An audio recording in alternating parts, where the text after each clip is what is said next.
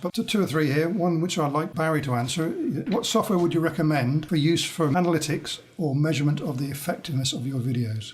Well, the favourite is obviously going to be Google Analytics. That represents about 30% of the market. There are others, but as soon as you start going further away from Google, you start having to pay about £5 to £10 a month to actually use the service. Some of them offer quite different services. So there's Alexa, again, with a similar market share. There's also another company called Compete that does analytics software as well, that allows you to actually look at the keywords of your competitors by reading your competitors' sites. So it really depends on what it is you're trying to do. The best place to start is with Google.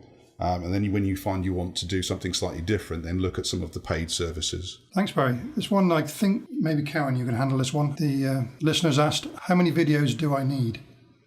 Interesting question. Well, ideally, I suppose you only need one to get yourself going. And if it's an introducer video where you're, as we've been talking about today, where it's you talking about your business and the benefit that you can offer to people, then that one video is enough to make a difference. But ideally, you need to have a campaign, because you might, if you're going to go through a squeeze page, you might want a bit of video on there to entice people in and start making the engagement with your viewers. And also, often these days, you get better results or good results from having a series of things where you're sharing information. So I suppose it depends on your budget. You need to set out a campaign and work out how much you can get into your marketing spend.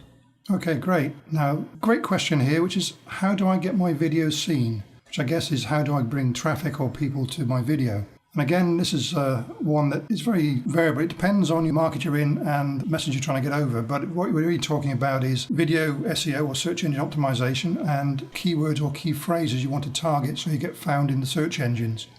And that's a whole area of research, and I think that's one that we will consider for a follow-up webinar because it's quite a complex subject. But to précis it is that you put in the title and the description of your video, if you're using YouTube, the phrases that you want people to find you on, because YouTube is a search engine and it will find those key phrases. So in your title, if you want to get found on how to sell video, you include that in your title and in the first part of your description, and then you add extra phrases in there and extra description. I hope that covers that one. I think we're approaching the end now, so maybe I can invite Karen just to summarise what we've covered today. Well, thank you all for joining us today. I hope you found the session interesting and useful.